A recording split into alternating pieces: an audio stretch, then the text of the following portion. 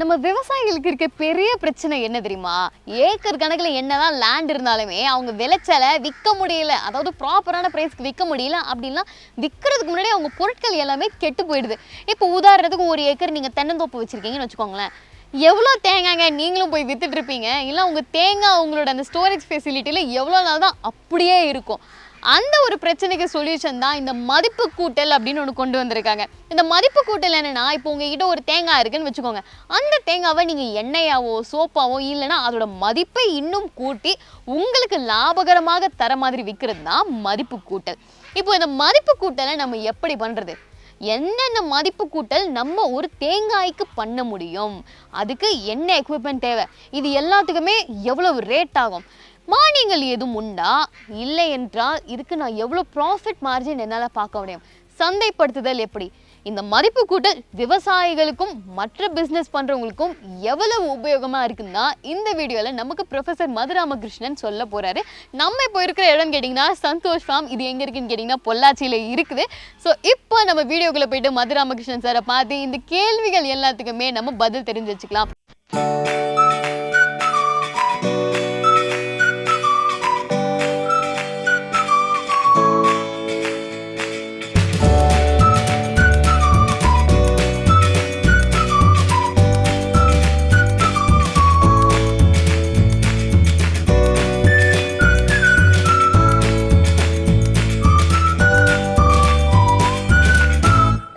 வணக்கம். நம்ம ஃபார்மிங் சேனலுக்கு நீங்க தேங்காய் தோப்பு வளர்ப்பு எப்படின்னு ரொம்ப அழகா நீங்க எக்ஸ்பிளைன் பண்ணிருந்தீங்க. இப்போ நம்ம விவசாயிகள் எல்லாமே அதிகமா இன்கம் வாங்குறதுக்காக இந்த மதிப்பு கூட்டல் வேல்யூ அடிஷன் ஒண்ணு பண்ணுவாங்க. இது அக்ரிபிரனர்ஷிப்லயும் நம்ம இதை சேர்த்துக்கலாம் இல்லைங்களா? இப்போ நம்ம தென்னந்தோப்புல தேங்காய் இளநீரை மட்டும் விற்காம என்ன மாதிரி நம்ம அதை மதிப்பு கூட்டி விற்கலாம்? தேங்காயை பொறுத்தவரையிலும் தேங்காயாக விற்காம தேங்காயிலிருந்து ப்ராடக்ட்ஸ் வெளிக்கொண்டு வரது மட்டுமே கிட்டத்தட்ட 32 ஐட்டம் பண்ணலாம். தேங்காய்க்கு பிறகு தேங்காயிலிருந்து 32 ஐட்டம். எனக்கு தெரிஞ்சது ஏதோ 3 4 அதுதான். என்னென்ன சார் ஐட்டம் பண்ணலாம்? நான் சொல்கிறேங்களேன். முதல்ல எடுத்த உடனே நாங்கள் இங்கே என்ன பண்ணோம்னு கேட்டிங்கன்னா தேங்காய் எண்ணெய் தயாரிக்கணும். தேங்காயை விற்காம உடைச்சி கொப்பரையாக்கி இங்கேயே நான் செக்கு வச்சுருக்கிறேங்க, மரச்செக்கு வச்சுருக்கிறேன். அதில் ஆட்டி எண்ணெயாக கொடுத்துட்றேன். அப்படி கொடுக்கும்போது எனக்கு கிட்டத்தட்ட 30% ப்ராஃபிட் கிடைக்குது. எக்ஸ்ட்ரா தேங்காயை எண்ணெயாக 30% எக்ஸ்ட்ரா ப்ராஃபிட் கிடைக்குது. அப்போ நான் என்ன யோசனை பண்ணுறேன்னா, ஒரு வேல்யூ அடிஷன் கொடுத்த உடனே நம்மளுக்கு 30% கிடைக்குது. ஏன் அதை இன்னும் அடுத்தது போகக்கூடாது? தேங்காயிலே இன்னும் பண்ணலாம், அல்லது தேங்காய் எண்ணெயிலேருந்து மறுபடியும் ஏதாவது பண்ண முடியாதா அப்படின்னு சொல்லி தான் யோசனை பண்ணாங்க. ஸோ மதிப்பு கூட்டு பொருள்ல இருந்தே மதிப்பு கூட்டி இருக்கீங்க. ஆமாம். அடுத்து ஏன்னா நமக்கு தான் 30% கிடைக்குதுங்களே. ரா மெட்டீரியல் நம்மளுதான் போச்சு. ரா மெட்டீரியலுக்கு நம்ம செலவு பண்ண போகிறதில்ல. அப்படி பார்க்கும்போதுங்க அந்த தேங்காய் எண்ணெயை ஹேர் ஆயில் பண்ணலாம் அப்படின்னு சொல்லி ஒரு முடிவு எடுத்தேன். அதுக்கு நிறைய இந்த சித்த வைத்தியர்களெல்லாம் இருக்கிறாங்க. அவங்களையெல்லாம் கூப்பிட்டு கன்சல்ட் பண்ணி என்னென்ன ஐட்டம் சேர்த்துனா ஹேர் ஆயில் நல்லா இருக்கும் அப்படின்னு சொன்னோன்னா அவங்க நிறைய ஐடியா கொடுத்தாங்க.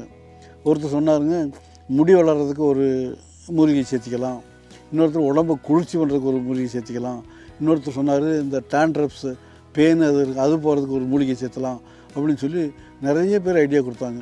நாங்கள் எல்லாம் உட்காந்து ஒரு கூட்டு குழுவாக எடுத்து ஒரு முடிவு எடுத்து என்னென்ன இதெல்லாம் போடலாம்னு சொல்லி அந்த மாதிரி செய்யும் போதுங்க ஹேர் ஆயில்னு 2வது ப்ராடக்ட் வந்தாச்சுங்க. அப்புறம் அடுத்து நான் யோசனை பண்ணும்போது என்னென்னு கேட்டிங்கன்னா கொசு விரட்டி. உண்மையை சொல்ல போனோம்னா சுத்தமான தேங்காய் எண்ணெயாக இருந்தாலே அதுவே உங்களுக்கு ஒரு 70% கொசு விரட்டியாக இருக்கும். சுத்தமான எண்ணெயாக இருக்கணும்.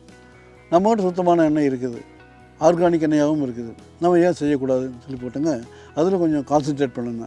அப்போ பார்த்திங்கன்னா என்னுடைய தோட்டத்துக்குள்ளே நொச்சி இருக்குதுங்க, கத்தாழை இருக்குது, வேம்பு இருக்குது, இன்னும் அதுக்கு தேவையான பொருட்கள் நிறைய இருக்குது. அதாவது கிட்டத்தட்ட ஒரு 7-8 ஐட்டத்துக்கு மேலே நாங்கள் கலந்துக்கிறோம். அதையெல்லாம் போட்டு செய்யும் போதுங்க ஒரு ஆயில் கிடைச்சது. அந்த ஆயில் தேங்காய் ஆயில்னால் அத்தனையும் போட்டு காய வச்ச உடனே அந்த எண்ணெயே போதும். பட் அது அப்ளை பண்ணுறதுக்கு யூஸ் பண்ணுறதுக்கு அவங்க தயங்குறாங்க. எங்களுக்கு இந்த ப்ளக்கில் மாட்டுற மாதிரி செஞ்சு கொடுங்க, அதுதான் எங்களுக்கு வேணும்னு சொல்லி கேட்டாங்க. அதுக்கு நான் நிறைய முயற்சி பண்ணினேன். அது பெட்ரோலியம் கலக்காமல் செய்ய முடியாது. பெட்ரோலியம் கலக்கும் போதே உங்களுக்கு ப்ரீத்திங் ப்ராப்ளம் எல்லாம் வரும். ஆகையினால் அது இல்லாமல் செய்யணும்னு ரொம்ப கஷ்டப்பட்டு ஒரு வேலையை கண்டுபிடிச்சிட்டேங்க.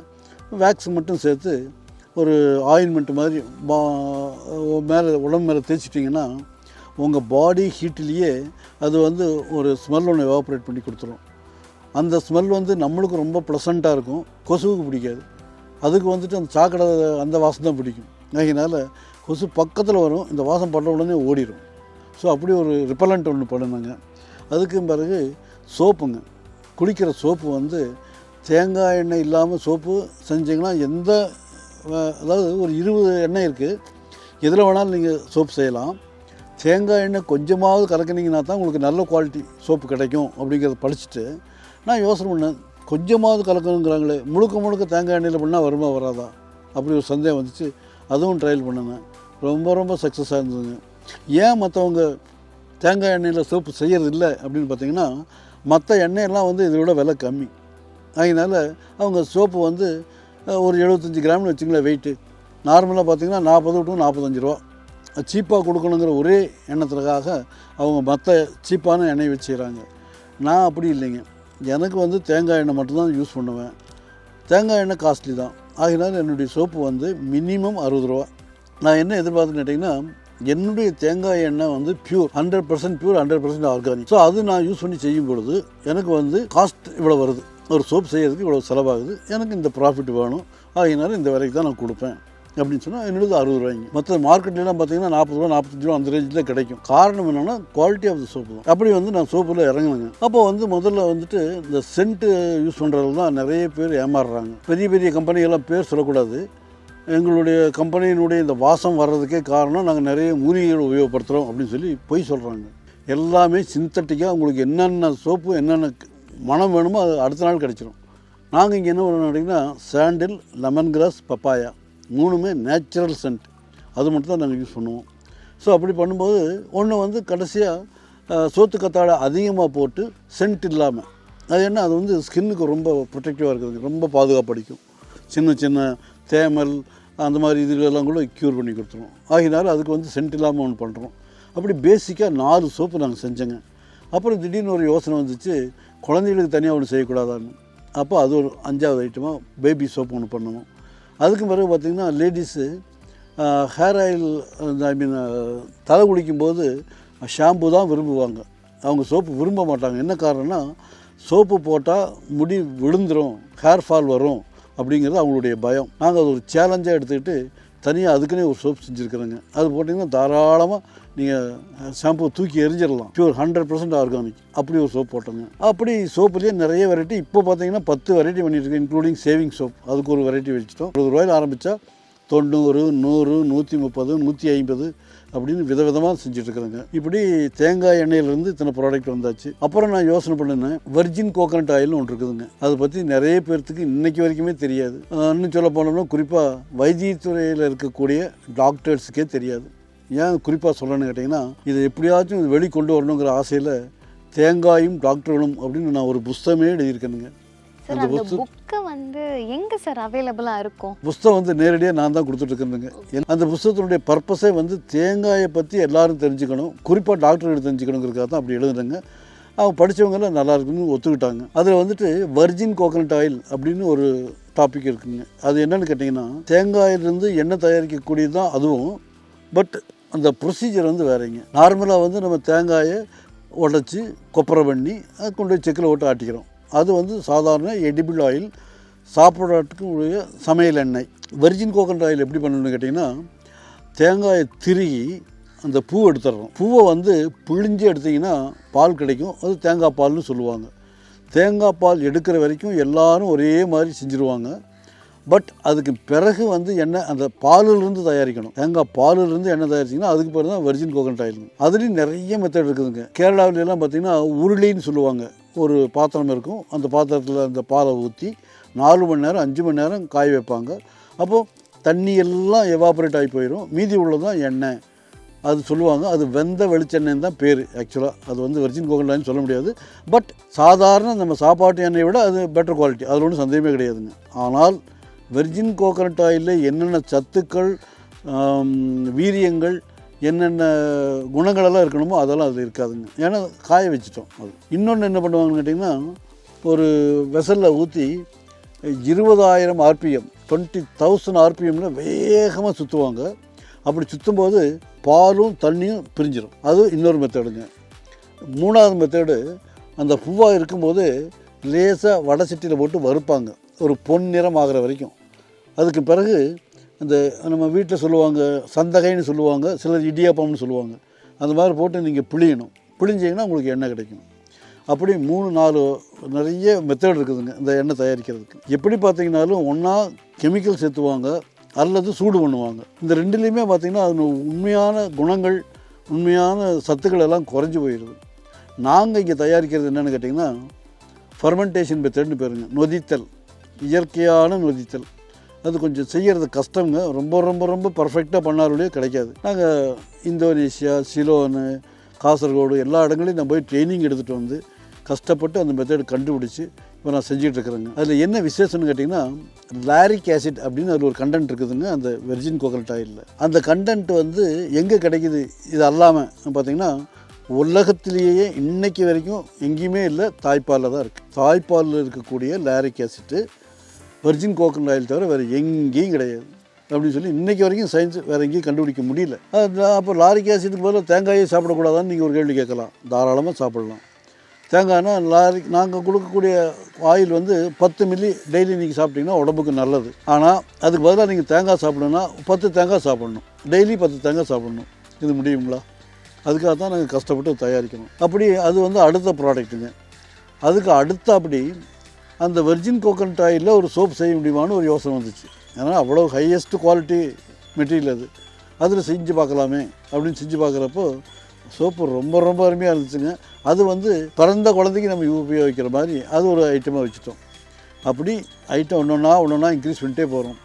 கடைசியாக பார்த்திங்கன்னா ஏதாவது ஒரு புண்ணாயிருதுன்னு வைங்களேன், இந்த புண்ணுக்கு வந்து தேக்க மரம் இருக்குதுன்னா அதனுடைய கொழுந்து இலையும் தேங்காய் எண்ணெயும் காய்ச்சி நீங்கள் அதை அப்ளை பண்ணியிருந்தீங்கன்னா புண்ணு ஆறுறது மட்டும் இல்லை, தழும்பு வராதுங்க.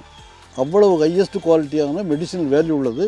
அது ஒரு ஐட்டமாக நாங்கள் இப்போ செஞ்சிட்ருக்குறோம். இதுதானுங்க அது வெர்ஜின் கோகனட் ஆயில் கூட கொழுந்து தேக்கு மரத்தினுடைய இலையை காய்ச்சினோம்னா இந்த மருந்தை வந்து நீங்கள் எந்த புண்ணுக்கு தேய்ச்சிங்கனாலும் புண்ணு ஆறுறது மட்டும் இல்லை, தழும்பு வராதுங்க. தழும்பு வராதுன்னு என்ன அர்த்தம்? அந்த செத்துப்போன செல்லுகளுக்கு உயிர்ப்பிச்சு உயிரோடு இருக்கிற கூட செல்லோட சேர்த்து விட்டால் தானே உங்களுக்கு தழும்பு வராமல் இருக்கும். அவ்வளவு முக்கியத்துவமான ஒரு இது பண்ணிகிட்ருக்குறோங்க. இப்போதைக்கு இதுதான் பண்ணிகிட்ருக்குறோம். அப்புறம் தேங்காய் எல்லாமே தனியாக மட்டையிலேருந்து நாங்கள் எடுத்து அந்த நார் தயாரித்து அது வந்து வெளிநாடுகளுக்கு அனுப்புறதுக்காக இந்த மாதிரி கட்டிங் பண்ணுறோம். இது வந்து என்னென்னு கேட்டிங்கன்னா கிச்சன் கார்டன் இல்லாட்டி ரூஃப் கார்டன் வீட்டில் போட்டிருப்பாங்க. அவங்களுக்கு வந்து இந்த தண்ணி பிடிச்சி வைக்கக்கூடிய ஒரு சத்து வேணும் இல்லைங்களா சட்டிக்கு, அதுக்கு ஒவ்வொரு சட்டிக்கும் ஒரு வில்லை மாதிரி சின்ன ஐட்டம் இதுவும் செஞ்சுட்ருக்குறேங்க. இத்தனை பொருட்களையும் வந்து நீங்கள் உங்கள் தென்னந்தோப்புலேருந்தே நீங்கள் எடுத்திருக்கீங்க. அதுவும் உங்களுக்குள்ள ஒரு கியூரியாசிட்டி இருந்திருக்கு, இதை வச்சுட்டு இன்னொரு பொருள் என்ன தயாரிக்கலாம் அப்படின்னு. ஸோ எல்லாமே எப்படி சொல்லிட்டீங்க சார்? இந்த சோப்புகள்லாம் வந்து நீங்கள் இப்போ சொன்னீங்க தெரியுமா, காம்போசிஷன்லாம் சொன்னீங்க தெரியுமா, அது வந்து ஒரு ப்ராப்ளமை ஐடென்டிஃபை பண்ணதுக்கப்புறம் இந்த காம்போசிஷன் கொடுக்கலாம் அப்படின்னு ஒரு ஐடியாவுக்கு வந்தீங்களா நீங்கள்? ஏன்னா இப்போது சொன்னீங்க தோலில் இத்தனை பிரச்சனைகள்லாம் இருக்குது, அந்த தோலுக்கெல்லாம் இந்த மாதிரியான மூலிகைகளை உபயோகப்படுத்தினா இந்த சித்த வைத்தியர்கள்லாம் சொன்னாங்க, அதை வச்சு நாங்கள் ஆலோசனை பண்ணி இந்த பொருட்கள்லாம் நாங்கள் பண்ணியிருக்கோம் அப்படின்னாங்க. இப்போது நிறைய பேரை நாங்கள் வந்து பேட்டி எடுக்கிறப்போ அவங்க சொல்கிறாங்கன்னா, எங்கள் குடும்பத்தினருக்கு தோலில் இந்த பிரச்சனை இருந்ததுனால நாங்கள் இந்த சோப்பு பண்ணோம், எங்கள் குடும்பத்தினருக்கு இந்த ஒரு பிரச்சனை இருந்ததுனால நாங்கள் இந்த ஒரு மருந்தை வந்து ஏன் வந்து மக்களுக்கு கொடுக்கக்கூடாது அப்படின்னு படிச்சுட்டு வந்து நாங்கள் பண்ணியிருக்கோம் அப்படின்னாங்க. ஸோ இத்தனை வகையான சோப்பு இதெல்லாம் பண்ணுறதுக்கு பின்னாடி இந்த தழும்பு காயம்லாம் சொன்னீங்க தெரியுமா, இதெல்லாம் வந்து புதுமையான ஐட்டம். இதையெல்லாம் பண்ணுறதுக்கு பின்னாடி ஏதாவது ஒரு கதை எதுவும் இருக்கிறதா? 30 வருஷமாக நான் வந்து ஆர்கானிக்காக தான் என்னுடைய தோட்டத்தை வச்சுருக்கிறேன். 30 வருஷத்துக்கு பிறகும் என்னுடைய தேங்காய்க்கு வந்து நான் ஒரு ப்ரீமியம் ப்ரைஸ் கிடைச்சா பரவாயில்லன்னு நான் ஆசைப்படுறது தப்பில்லை. பட் ப்ரீமியம் ப்ரைஸ் கொடுத்து வாங்குறதுக்கு ஆள் யாருமே தயாராக இல்லை. அப்போ நான் என்ன பண்ணுறேன்னு பார்த்தேங்க, என்னுடைய தேங்காய் என்ன பண்ணுறாங்க வாங்கிட்டு போய் பார்த்தீங்கன்னா அது வந்து ஒரு சின்ன வியாபாரி பெரிய வியாபாரிக்கு தேங்காய் வியாபாரிக்கு விற்கிறான், அவன் வந்து அந்த கொப்பரைக்காரனுக்கு விற்கிறான், அவன் வந்து அந்த ஆயில் மில்லுக்காரனுக்கு விற்கிறான், அவன் வந்து ஹோல்சேல் ஆயில் மர்ச்சென்ட்டுக்கு விற்கிறான், அவன் சின்ன மர்ச்சென்ட்டுக்கு, அதுக்கு பிறகு தான் கன்சியூமர் கையில் போய் சேரும். அப்போது என்னுடைய தேங்காய் வந்து கன்சியூமர் கைக்கு போய் சேருக்கு முன்னால் 5-6 பேர்கிட்ட ஒன்றா மாறி மாறி போகுது. ஒருத்தரும் 10% ப்ராஃபிட் எடுத்துட்டா கூட 60% ப்ராஃபிட் கழிச்சு தான் போய் சேருது. நான் என்ன சொல்லுன்னு கேட்டிங்கன்னா, என்கிட்ட 100 ரூபாய்க்கு தேங்காய் வாங்கினான்னா கன்சியூமர் கையில் போய் சேரும்போது 160 ரூபாய் ஆகிடுது. அந்த கன்வர்ஷன் எல்லாம் ஒன்றும் பெரிய கஷ்டமான காரியம் இல்லையே, நம்மளே ஏன் செய்யக்கூடாது அப்படிங்கிற ஒரு யோசனை வந்து தான் நான் மாற்றினேங்க. அப்போ பார்த்தீங்கன்னா நானும் இங்கே சோலார் ட்ரைவர் வச்சுருக்கேங்க, அதனால் கொப்பரை பண்ணுறது எனக்கு ஒன்றும் கஷ்டம் இல்லை. செக்கு நானே மரச்செக்கு வச்சுருக்கேன், எண்ணெய் ஆடுறதும் கஷ்டம் இல்லை. ஸோ எண்ணெய் எடுத்து நேரடியாக நான் கன்சியூமருக்கே வித்துறேன். இதில் என்ன ஒரு ரிஸ்க்குன்னு கேட்டிங்கன்னா, எந்த இடத்துல தப்பு நடந்தாலும் நான் தான் ரெஸ்பான்சிபிள். தேங்காய் என்னது, களம் என்னது, மிஷின் என்னது, பேக்கிங் நான் தான் பண்ணுறேன். அந்த அளவுக்கு ஒரு பொறுப்போடு நம்ம நடந்துக்கும் போது அந்த கஸ்டமர்கிட்ட என்ன சொல்கிறேன்னா, 160 ரூபாய்க்கு நீ வாங்குறீங்க இல்லையா, நான் 100 ரூபாய்க்கு தான் விற்கிறேன். அந்த 60 ரூபாயை நம்ம 2 பேரும் ஷேர் பண்ணிக்கலாம் இல்லையா, 30. அவங்க ஓகேன்ட்டாங்க. ஸோ நான் 130 ரூபாய்க்கு விற்கிறேன், அவங்க 130 ரூபாய்க்கு வாங்கிக்கிறாங்க. அவங்களுக்கும் ப்ராஃபிட்டு, எனக்கும் ப்ராஃபிட்டு. ஒரே காரணம் என்னென்னா இந்த மிடில் மேன் அவாய்ட் பண்ணும். ஸோ இந்த இடைத்தரகர்கள் இல்லாமல் இருந்தாலே விவசாயிகள் எல்லாமே தற்சார்பிலே வந்து நிறைய லாபம் பார்க்கலாம். பார்க்கலாங்க. ஓகேங்க சார். இப்போ இது எல்லாத்துக்குமே மிஷினரின்னு ஒன்று சொன்னீங்க தெரியுமா? இப்போ நம்ம கொக்கோ பிட் பண்ணுறதுக்கு தனியாக ஒரு மிஷினரி தேவை, நம்ம எண்ணெயை உருவாக்குவதற்கு தனியாக ஒரு மிஷினரி தேவை. இது எல்லாத்தையுமே சேர்ந்து அதை ஒரு சோப்பாக மாற்றுவதற்கும் இன்னொரு மிஷின் தேவை. இது எல்லாத்துக்குமே என்ன மிஷின் நம்ம உபயோகிக்கணும், அதுக்கு வந்து எவ்வளோ விலையாகும், மானியங்கள் ஏதும் அரசாங்கத்திலிருந்து அதுக்கு உண்டா? காக்கோ பித்து இது இல்லைங்களா, இது வந்து அதிகமாக ஃபாரின் போகிறதுனால இது நல்லா என்கரேஜ் பண்ணுறாங்க. சென்ட்ரல் கவர்மெண்ட்லேருந்தும் காயில் போர்டுன்னு இருக்குங்க, அவங்களும் நல்லா சப்சிடி கொடுக்குறாங்க. பின்ன மரச்செக்குக்கு வந்து நீங்கள் ஸ்மால் ஸ்கேல் இண்டஸ்ட்ரீஸ் அந்த மாதிரி சிறு தொழில் போனீங்கன்னா அதில் வந்து மானியம் கிடைக்கும். சோப்பை பொறுத்தவரையும் நாங்கள் எந்த மிஷினும் யூஸ் பண்ணுறது இல்லைங்க, பியூர்லி ஹேண்ட்மேட், எந்த மிஷினும் கிடையாதுங்க. ஸோ அதுக்கு ஒன்றும் தேவையில்லை. இது எல்லாத்துக்குமே லைசன்ஸ்ன்னு ஏதாவது எடுக்கணும்னு சொல்லுவாங்க தெரியுமா? இப்போ நம்ம எக்ஸ்போர்ட் பண்ணுறதுனால எக்ஸ்போர்ட் லைசன்ஸ் வந்து நம்ம கண்டிப்பாக எடுத்தாகணும். இதுக்கு சோப்பு தயாரிப்பதற்கும் அதை வணிகம் செய்வதற்கும் ஏதாவது லைசன்ஸ் எதுவும் இருக்கா? இல்லைனா இதை பண்ணுறதுக்கு முன்னாடி இந்த மாதிரி எங்கேயாவது பயிற்சி எடுத்து வந்த பிறகு தான் இதை வந்து பண்ணணும் அப்படின்னு ஏதாவது இருக்கிறதா? இல்லை, பயிற்சி எடுத்து வந்து பண்ணணுங்கிற மாதிரி ஒரு கண்டிஷன் இருக்க மாதிரி தெரியலைங்க. பட் லைசன்ஸ் இருக்குது. லைசன்ஸ் இதில் வச்சுருக்காங்கன்னு கேட்டிங்கன்னா, ட்ரக் இன்ஸ்பெக்டர் கேட்டிங்கன்னா அவங்க மூலியமாக தான் நம்ம சோப்புக்கு எடுக்க முடியும். பட் நம்ம வந்து நம்ம ஸ்மால் ஸ்கேலில் செய்கிறதுனாலையும் ரொம்ப அதிகமாக பெரிய பிஸ்னஸோ எக்ஸ்போர்ட் பண்ணுறதோ அதெல்லாம் இல்லைங்கிறதுனால லோக்கலில் லைசன்ஸ் எடுத்துருவாங்க. அது வச்சு வரும். ஸோ எதுவாக இருந்தாலுமே அந்த ஸ்மால் ஸ்கேல் இண்டஸ்ட்ரி அளவில் இருக்கிற லைசன்ஸ் எல்லாம் நம்ம எடுத்து வச்சுக்கிட்டாலே போதும். அதுக்கப்புறம் இந்த ஃபுட் சேஃப்டி டிபார்ட்மெண்ட்லேருந்தும் நம்ம லைசன்ஸ் எடுக்கணும் அங்கேயா? ஏன்னா இது வந்து உடம்பில் போட்டு தேய்க்கிறதுனால. இல்லை, அதுக்கு தேவையில்லைங்க. பட் இந்த எடிபிள் ஐட்டத்துக்கு தேவை, சாப்பிடக்கூடிய ஐட்டத்துக்கு கண்டிப்பாக வரும். அப்போ நம்ம சமையல் எண்ணெய் தயாரிக்கிறோம்னா அதுக்கு அந்த FSSAI லைசன்ஸ் நம்ம வந்து கண்டிப்பாக வாங்கியாகணும். சரிங்கய்யா. இப்போ வந்து நான் பார்த்துருக்கேன், நீங்கள் பிளாஸ்டிக் யூஸ் பண்ணாமல் இந்த ஓலை வந்து தென்னை ஓலையாங்கய்யா நம்ம இது பண்ணுறது, இல்லை பனை ஓலையா? இல்லை, இது வந்து பாக்கு மட்டைங்க. பாக்கு மட்டையா?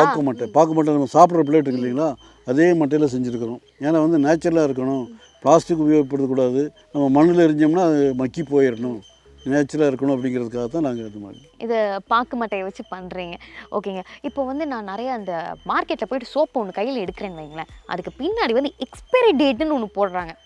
அது சோப்புகளுக்கு உண்மையாகவே இருக்குதா, இல்லை நம்ம இயற்கையாகவே தயாரிக்கிற சோப்புக்கும் அந்த மாதிரி ஏதாவது ஒன்று இருக்குதா? இல்லை, ஆஸ் இட் இஸ் எங்கள் இதை பொறுத்தவரைக்கும் நாங்கள் 2-2.5 வருஷம் வரைக்கும் வச்சு பார்த்துட்டோங்க. எந்த ஒரு கெடுதலும் வரல. அதுக்கு மேலேயும் வரும்னு தெரியும், பட் எவ்வளவும் தெரியாது. நாங்கள் அதெல்லாம் போடலைங்க.